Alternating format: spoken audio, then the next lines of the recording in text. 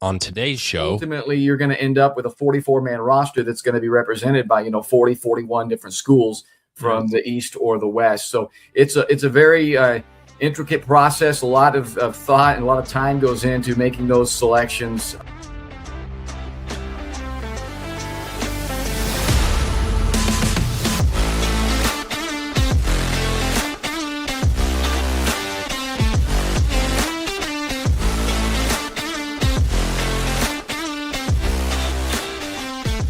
The post-holiday show is ready to go. It's Kansas Sports Chatter, a statewide high school sports entertainment show streaming on YouTube and wherever you get your podcasts. It is a trippy time of the year, trying to figure out what day it is, trying to get back into swing of things, but we're ready to go here on KSC. As you look at the lineup for today, Karlie Demel, Macayla Askew, and Aysia Fox, all of the Derby girls basketball team.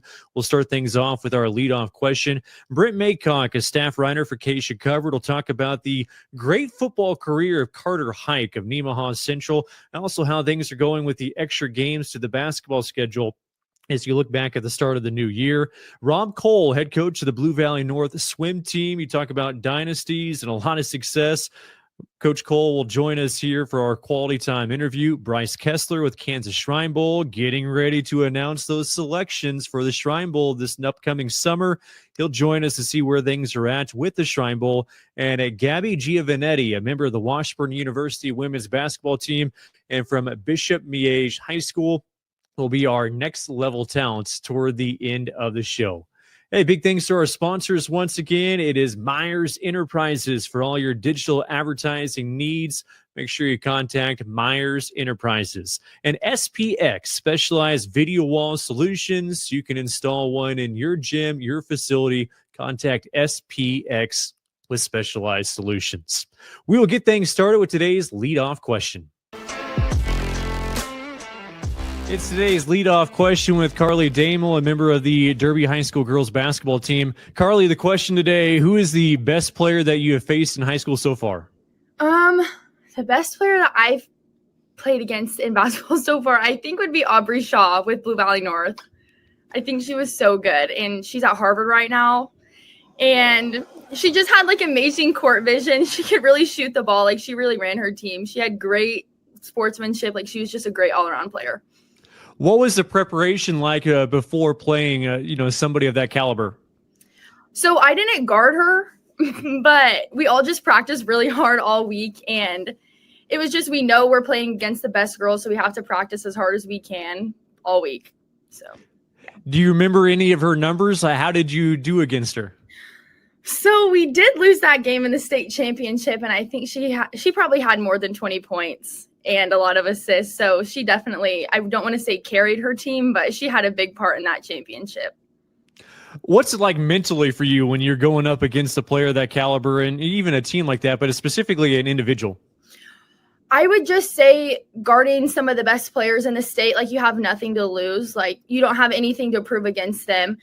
And I would also say what a privilege it is to get to play against these caliber of players. So just play your best and have fun and yeah. That's what Any conversations with her? Did you say anything to her when you play, or just keep to yourself? She really kept to herself, and she never really said anything to anyone other than her team. But I heard what she was saying to her team, and she sounded like a very great leader. That is Derby High School basketball player Karlie Demel with our leadoff question. It is our leadoff question on Kansas Sports Chatter as we're joined by Macayla Askew, a member of the Derby High School girls basketball team. Macayla, who is the best player that you have faced so far in high school? I would have to say Anna Becker from Seaman in Topeka. What stands out about her? What made her so good? When we played them, we were at our midseason tournament, so that's when our team was very developed and we were still getting better, but we played against them and they were one of the best competitors that we've ever had, and she was just a leader on that team, and she definitely scored high numbers against us that game. Did you know much about her? What was the prep like? What was the preparation before you played?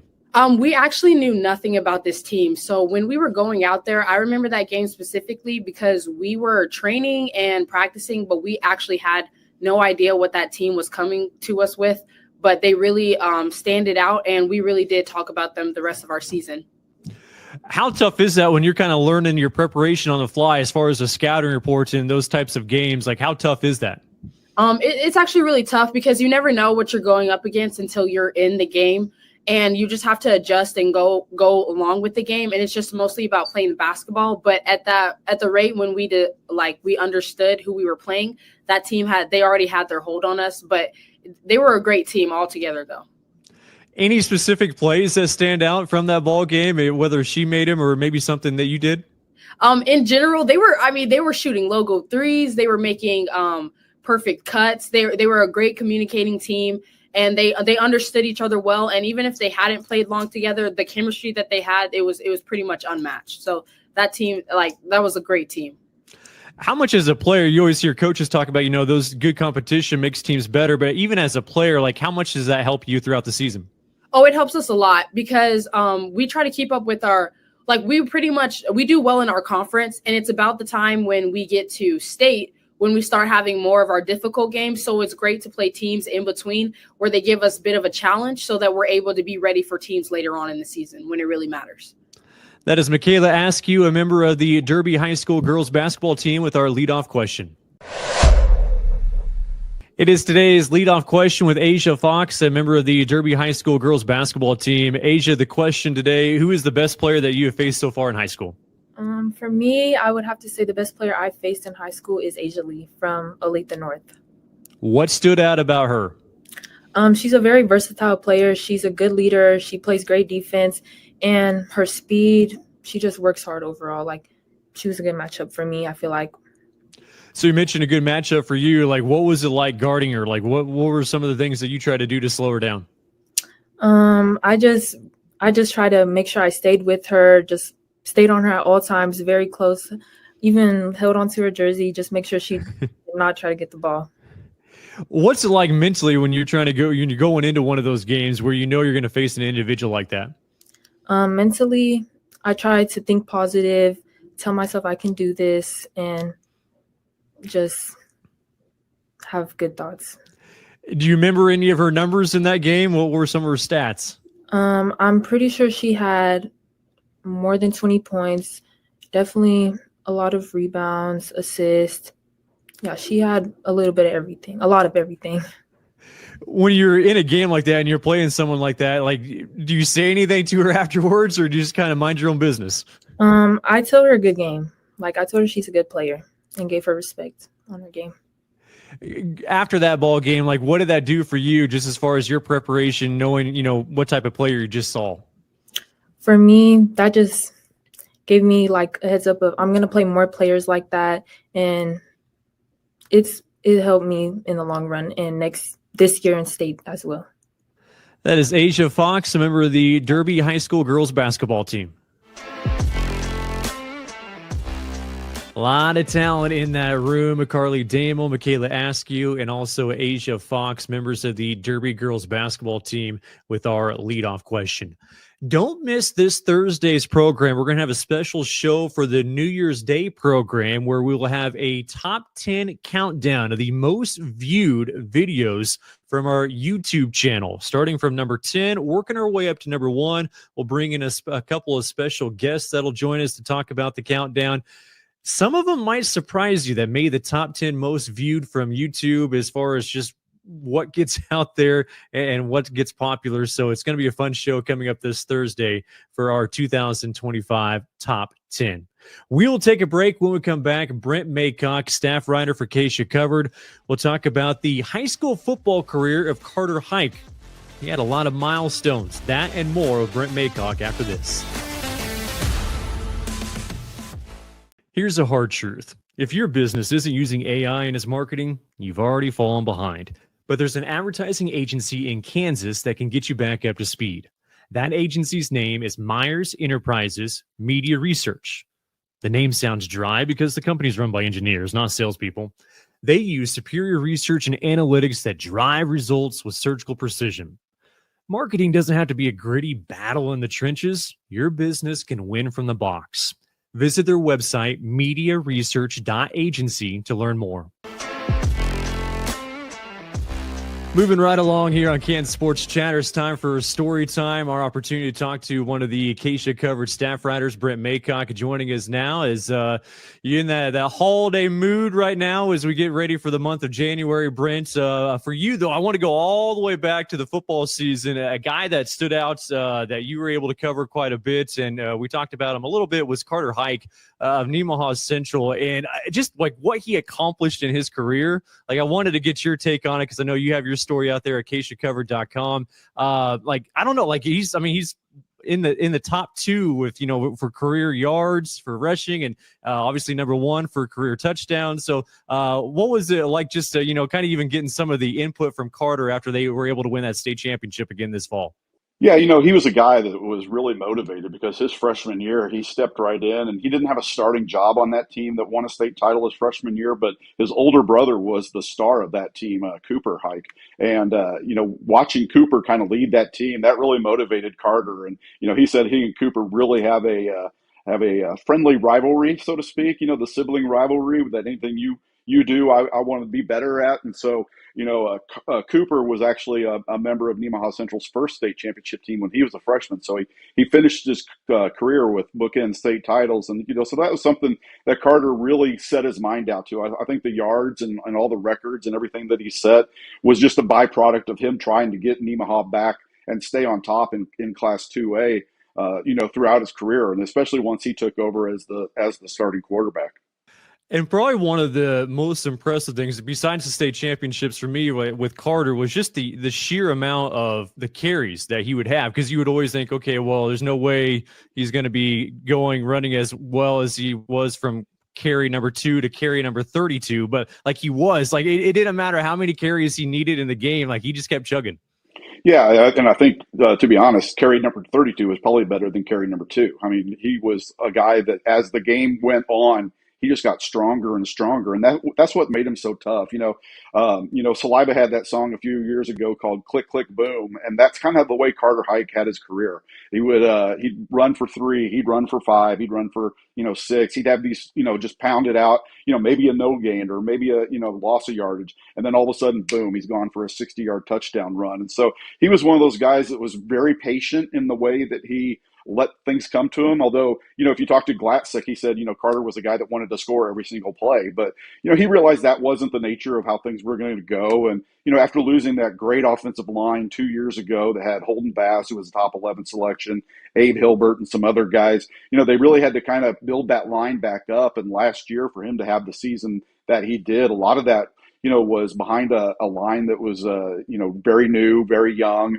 and kind of feeling its way about itself. But, when you have Carter back there to log those carries and take a pounding, and he's a sturdy guy. He's not super tall. He's barely 6 foot, if even 6 foot, but he's 215. He works his butt off in the weight room. He's super strong. He can take a hit and he can give a hit. And that was the thing, it was just going to be, it was kind of crazy going in that state championship game. I talked to both coaches that each team really had a guy that you knew he was going to be the guy that was going to be the workhorse in that game, with Carter for Nemaha Central and Grady Gebhardt for Southeast Saline. But the problem is even though everybody knew who was going to get the ball the majority of the time, stopping them was a totally different thing. And Nemaha was able to do that a little bit better in the championship game than Southeast Saline was able to do on Carter. And obviously the 2 punt returns to start the game really kind of got things going. But yeah, I mean, if you're looking for a guy that had a lot of flash to his records and the numbers that he put up, Carter really wasn't that guy. He wasn't a Mari Elias or a Kai Thomas or D'Angelo Evans that just brought that wow factor to you. But it was kind of a deal that you look down at the end of the game and you feel like he did a pretty good job at it. And you look at the stats and, he just had 234 rushing yards against us. And that was the wow factor for Carter, is that, he just methodically went about his business and got it done. There wasn't anything flashy. It was just very businesslike. And, he ended his career the way he wanted to, with another state championship.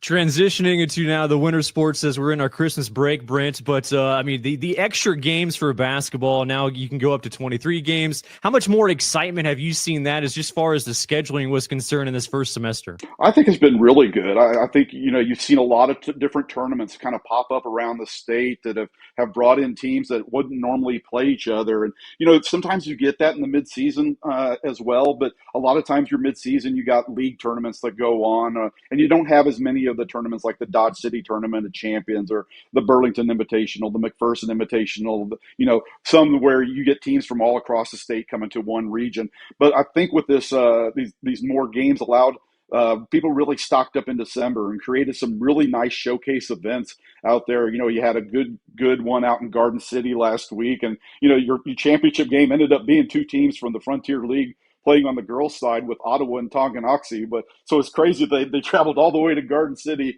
to play a game that they're going to play twice more this season. But it just kind of allows for those kind of things and teams to get out and see some different things. And I think overall that just makes things better because sometimes you can get into a rut of especially if you're in a big league of playing those so many league games, and then you maybe have one or two non-con games in a midseason tournament, and you really don't get to see a whole lot of different styles or teams you don't see very often that you maybe have to game plan a little bit more, or teams that don't know you, and maybe you can run your stuff a little bit better. And so seeing a lot of these preseason tournaments pop up, there was a big one in Rock Creek that on the girls' side had 7 of the 8 teams or 8 of the 9 teams with the way the tournament is structured, with teams like Hayden and Baldwin and Manhattan Chief each playing one game each in the girls' side just to kind of fill void in their schedule and then a void in the tournament. I mean, so you got so many ranked teams, and that's really cool to see. I mean, that as a basketball fan, I think that's the kind of things it's going to maybe draw people that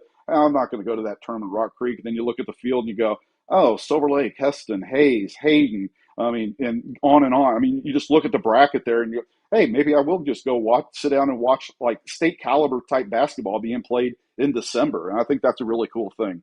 That's Brent Maycock, one of the staff writers for KSHSAA Covered, and that'll do it for Storytime.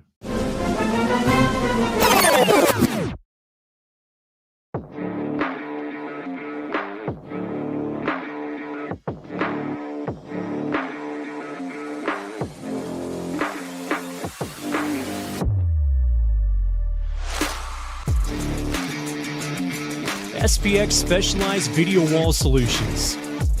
Your gym needs SPX.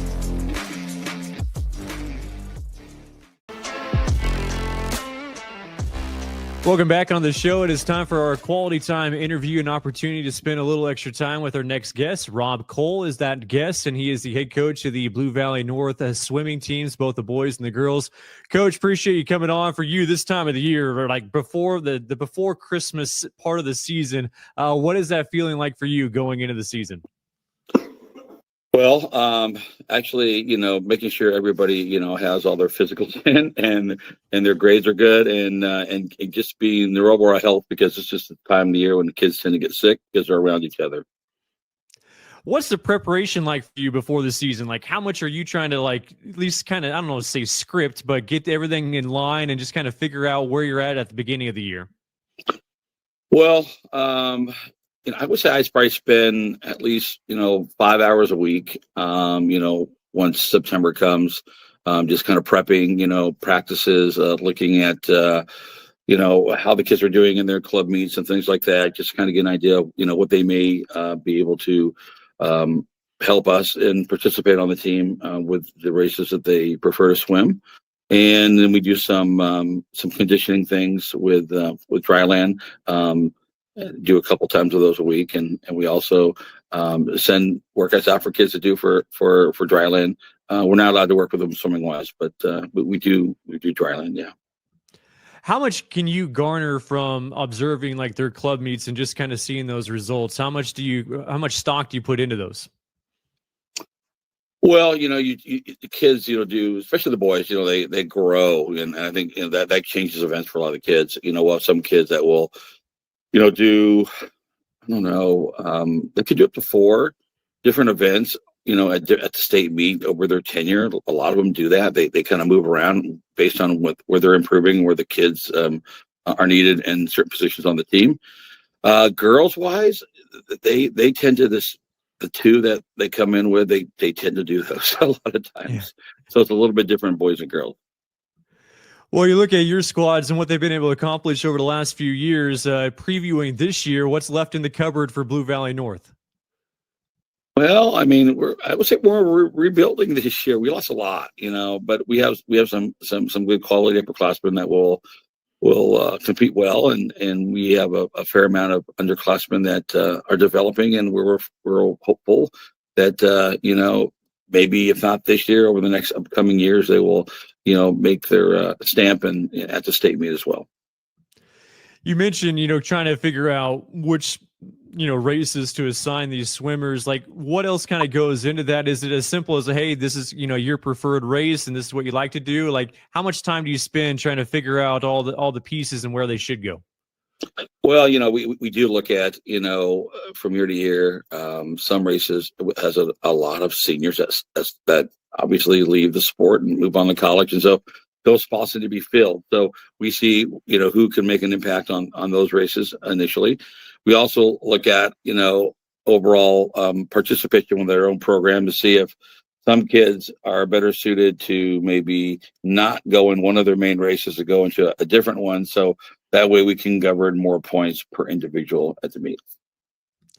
You talk about conditioning, and everyone talks about that, that transition from, if they were playing a fall sports and going into winter, or if they're just swimming year round. But what is that conditioning like for you, especially early on in the season? But it's a hodgepodge because, we have some really, conditioned well, oiled machines coming in from club. We have some part-time club. We have some summer league kids, and we got high school only. So, we're sometimes riding 4 different practices, during our practice sessions. And sometimes we are definitely, changing up the parameters of the sets, because even though somebody is, a seasoned guy from in the years past, maybe they're not doing as much this year. Their shoulders can't take it. Their cardiovascular system isn't the same.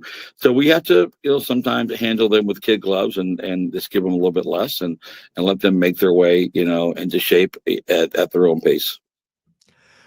Probably an obvious question, but are there certain races that are maybe more strenuous and laborsome on, like, someone did have a prior injury like that they need to avoid? Like, which ones can maybe cause the most injuries?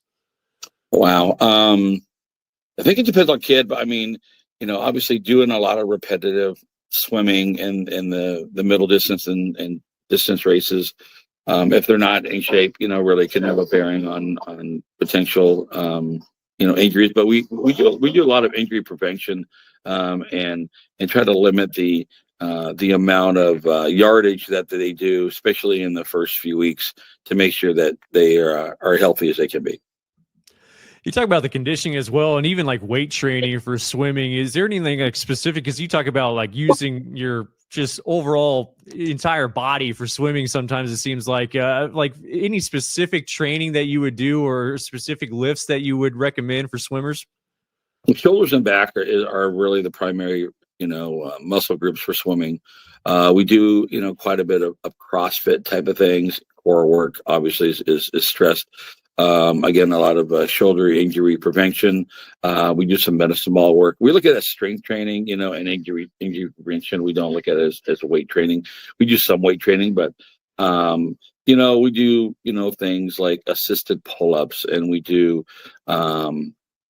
things like having planks and being able to move the weight across the body underneath and move it back to the other side. So they're rotating their body position. We do a fair amount of jumping, some plyometrics and things like that, so they can be more explosive off the starting blocks and the walls. So we try to do it in moderation and variation versus overdoing them, because we realize it's such a short season that we're just trying to, make them be a little bit stronger and a little bit more explosive. You mentioned a short season. How much do you actually work on technique in the season? So if there is something, maybe a flaw that you're noticing in a swimmer's stroke or wherever it may be, like how much do you work on that technique during the season?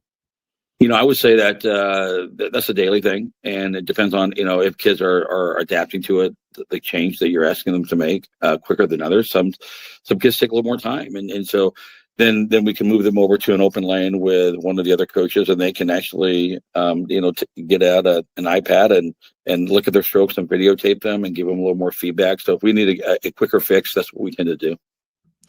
How important are the start to races? I mean, because you talk about some swimmers, maybe they finish strong, or they're really good in the middle, but like, how important is that start to the race?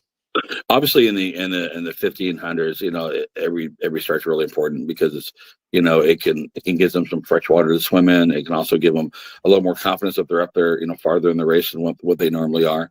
But in addition to that the relay starts, especially with the new fancy starting blocks that they have the fins and being able to do flyover starts and things like that.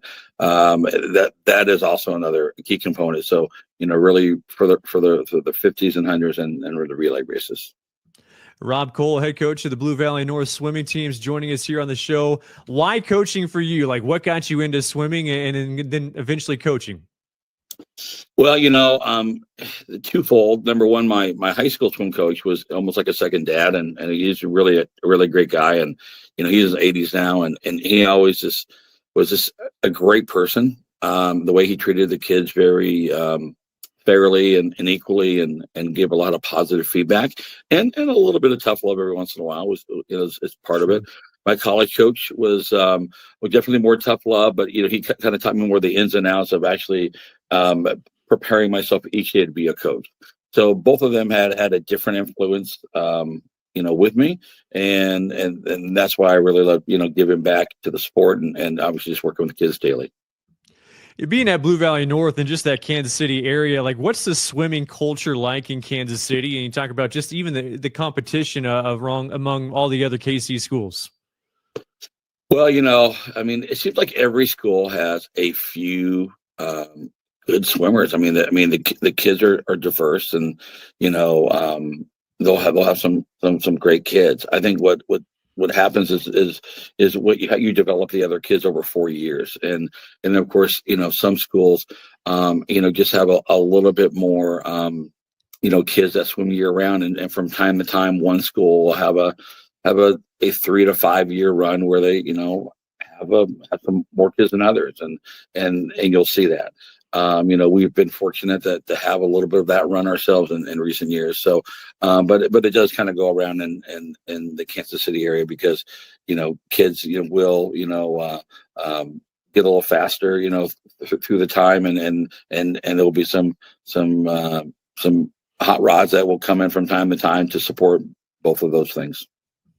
Your 9th year, and you mentioned the run that you guys are on now with the back-to-back on the girls' side and 3 straight on the boys' side for Class 6A state championships. I mean, for you, like, is this kind of where you expected things to be at for kind of adding to the tradition for Blue Valley North? Oh, wow. When I first took over the program, the boys, seemed to be a little bit, too much into it. I had to kind of dial them down, and the girls weren't enough. I had to move them up. So I think we have a lot of balance right now. I like where we're at culture wise. The kids love being there, and they work hard for me, and we have such a great coaching staff, really great camaraderie. So I guess, we're here where we need to be based on how we treat the kids and how we work with the kids. I think winning the state championships is, sometimes it's about who lives in the neighborhood. Unfortunately, Sure. That's part of it. And then of course having a program that's consistent and and kids that are willing to come back year to year and having good retention. So that's why I look at it as being consistent with the kids, treating them fairly and having good retention. Most programs will definitely be good from year to year because they have those type of character building ideas. Hey, Coach, appreciate the time and best of luck this year. Thank you very much. That is Rob Cole, the head coach of the Blue Valley North swimming teams, joining us here for our Quality Time interview. Are you looking for a new way to promote your business or organization? Do you want to get your message out to a statewide audience that loves high school sports in both urban and rural areas? Kansas Sports Chatter has advertising opportunities from commercials, sponsoring specific guests, product placements, and even a premier sponsorship. Let Kansas Sports Chatter promote your brand. Contact ksportschatter@gmail.com for more advertising details. That's ksportschatter@gmail.com. Come join the chatter. Welcome back on the show. Kansas Sports Chatter gets to dive into the Kansas Shrine Bowl as the executive director, Brice Kesler, with us here today. And I think we had you on a few months ago, right after the start of the football season. We were just kind of, teasing what you guys were at that point. Now we're getting a little bit closer to that selection process, Brice. What's keeping you busy right now? Yeah, for sure. We're in the thick of it now, and it's getting exciting around here. We just, announced the coaching staff, and so they're in place now, and the player selection process is in full swing. And we're excited to announce those rosters coming up here in January, and then it really takes off, because then all the kids, of course, and the families know who's going to be involved, and so then it's just the next wave. But right now it's just a lot of continuing to go through this selection process, continuing to put the pieces into place for what we, hope is going to be another tremendous year and a great event for everybody, and getting camp logistics worked out and just all the pieces that go into it. But yeah, player selection is on the top of the list right now. And of course, I don't have any pick or so you want to say, in terms of those players, just facilitating the process. And it certainly is a process. A lot goes into it. The nominations have closed now, and now we're in the balloting phase with the statewide media, and the coaches are going through those lists of the nearly 400 nominees and trying to build a roster to go play a football game. So it's a fun process, but I think a little stressful at times for some of those coaches and stuff trying to get through those nominees, but it's a lot of fun. You mentioned the nominations and that process. So where does this start? How can anybody nominate, or what's the criteria? Yeah, so the nominations come from their coaches. Technically, athletic directors can submit those nominations as well. And a lot of times that only happens in a case where if you have a coach who moves on after the season or something, or mid-season or whatever the case may be. And so sometimes we'll get a nomination from the AD, but 99% of them come from the head coach. But it has to come from one or the other, the head coach or the athletic director. They submit those nominations through our online nomination form, and then those all get put into spreadsheets, put onto ballots, and then those ballots go out to anybody who's a part of our media contact list. So essentially anybody in the media realm across the state has an opportunity to submit one of those ballots, either for the East team or the West team or both. And then those votes all get tabulated up, and we got a media selection committee that just kind of consolidates those and kind of goes through, breaks the ties, because inevitably a lot of the times, there'll be some standout vote getters, some kids who are, heads and tails above everybody else on those ballots. But then it's basically just a long list of everybody with the same amount of votes that comes in. So they kind of go through and work through those, break through the ties in those cases. And our coaches get those nominee lists, and they're going through those and trying to kind of depth chart it out a little bit, if you will, and just piece it together, because there's so many there's so many variables when it comes to the roster selection on the criteria of how players can get selected and how they can fill those rosters. It sounds a lot, a little bit or a lot of it convoluted when you try to explain it all. In practice, it's much easier when you start going through all those steps. But with the coaches' picks, there'll be 2 kids from each classification. Each assistant coach has 2 picks within their classification that they're representing in 11-man football, 1A through 6A. They have some at-large picks that can come across the board, any classification across the state. There's 4 different regional picks. So the East and the West are also broken up into 4 different regional quadrants. And so there's a pick that comes out of each of those. And on top of all of that, then the stipulations on these original 44-man rosters for both the East and the West, there can't be more than 3 schools that have multiple players on that 44-man initial roster. And of those schools, those 3 potentially that might have multiple players, the max is only 2 players even from those. So ultimately, you're going to end up with a 44-man roster that's going to be represented by 40, 41 different schools from the East or the West. So it's a very intricate process. A lot of thought and a lot of time goes into making those selections. And it's a really, really hard roster to crack. There's no doubt about it. Now, remind everybody about when your selection show is and how they can tune in.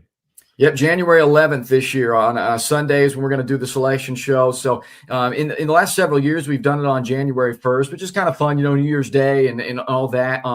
And it wasn't anything against doing it January 1st, but because of just some of the timelines, making sure we have enough time to properly let our coaches properly evaluate all these prospects, this whole nominee list, and really make sure that the media has plenty of time to be able to put their voice in on these statewide ballots. And, quite frankly, giving our coaches a little bit more time to actually move the nomination deadline past state championship week. It used to be the nomination deadline fell before the season was officially over. And you have coaches who may or may not have procrastinated getting their nomination in. And then it's like they're preparing for a state championship game. And it's like, oh, I got to get nominees in. And so just kind of making the process, the timelines a little bit easier and hopefully make it a better process. It allows some more time to evaluate and go through all that process, because it is, like I said, very difficult process.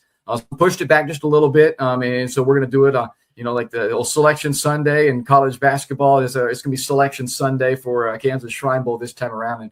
And we'll do that on January 11th at 4:00 is when that show will start. And it can be watched on our YouTube channel and streamed on our website as well.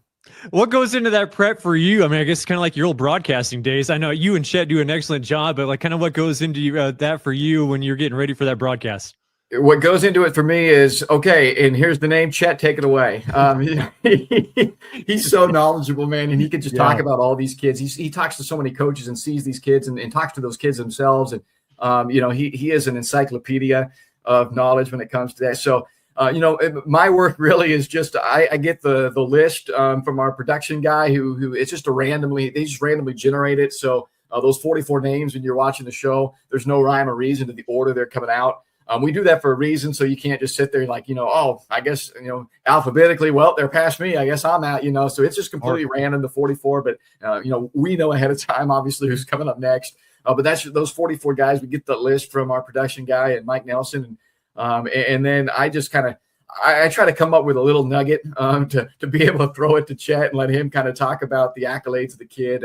Whether that's looking at when the last time that particular school had a player in the Shrine Bowl, and if it's been if it's been several years or longer in some cases, perhaps, and just kind of throwing that nugget in there, just trying to find, as from the broadcasting world, anytime you can dig up one of those little statistical nuggets on something like that, it's always fun, historical nuggets to be able to toss in there. So, it's a pretty easy prep for me, honestly, because I just kind of lean on Chet to be able to really give us the details on all these stud ball players. Well, it's excellent stuff. Excited to watch the selection show once again. Brice, appreciate it. Keep up the good work. Yeah, you bet, man. I appreciate you having me on again, Cole. That is Brice Kesler, the executive director for the Kansas Shrine Bowl, and we'll have more of the show right after this.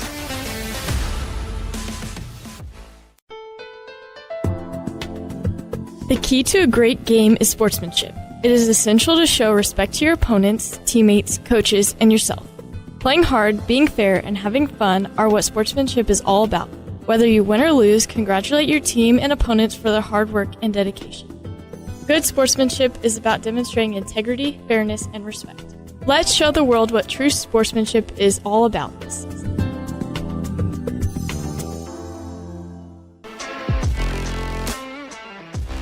It is our next level talent segment on Kansas Sports Chatter, an opportunity to talk to former high school athletes from the state of Kansas that are now competing at a college or university in the States. And today we're joined by Gabi Giovannetti, a member of the Washburn University women's basketball team and at a Bishop Miege High School.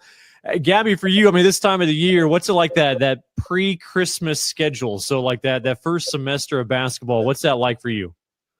It's just been a lot of anticipation because we're so ready to start the season and get into it. I mean, we practice with each other, we played against each other all the time. So we're just really ready to put all of our hard work into effect. Well, go back to Bishop Miege. Tell me what it was like just playing at Bishop Miege. It was really good. I had a really good time. I'm glad I made that decision to go there. And it really is a dynasty. We were expected to win. The whole school expects you to win. Nobody's going to your state championship to watch you lose. The goal and the standard was to win everything. So it was just amazing to be around that type of culture. And I hope that I can bring that to my last year. I mean, right off the bat, your freshman year at Bishop Miege, you guys end up winning that state championship. You go undefeated. I mean, as a freshman and just getting that experience, what was that like, even just kind of watching it? Yeah, it was a crazy experience because, like I said, like it's a dynasty, and I was just getting to know that. So when we went to state and our coach was like, yeah, we're going to win this. And I'm like, okay, let's. And then we blow everybody out, and I'm like, oh my gosh, we're really about to get our state championship. And I was just happy to play some minutes in the game, like playing with the Verhulsts and the Johnny and Jordan. It was just a really good time. And then you go to that next year. I mean, you're a senior now at Washburn, so you experienced the COVID effect, during your high school career. Like for your sophomore season, what was that experience, and just how tough was it? It was pretty tough because we were at the state championship when COVID hit. So we ended up getting every Final Four got a medal or something, and we were just really upset because we really wanted to have 4 rings in 4 years, which I mean is pretty wild to say, but it's pretty achievable at Bishop Miege.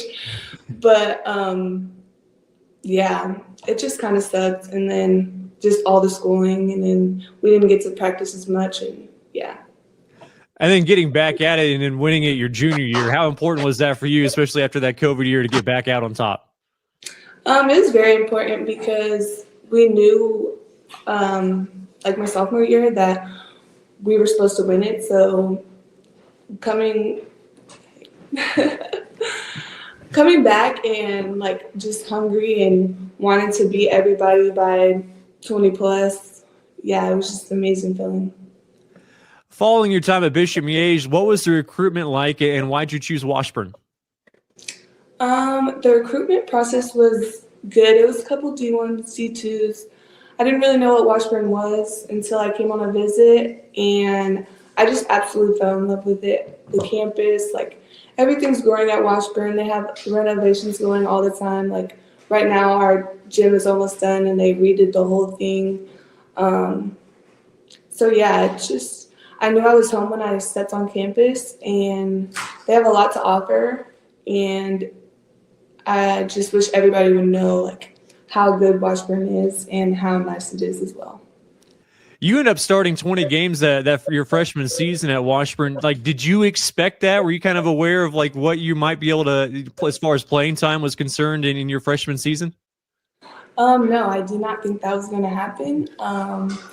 I was just trying to go in and work as hard as I can, because it's always when you go into college basketball, they always tell you oh, you're not going to play as a freshman, you're not going to play as a freshman.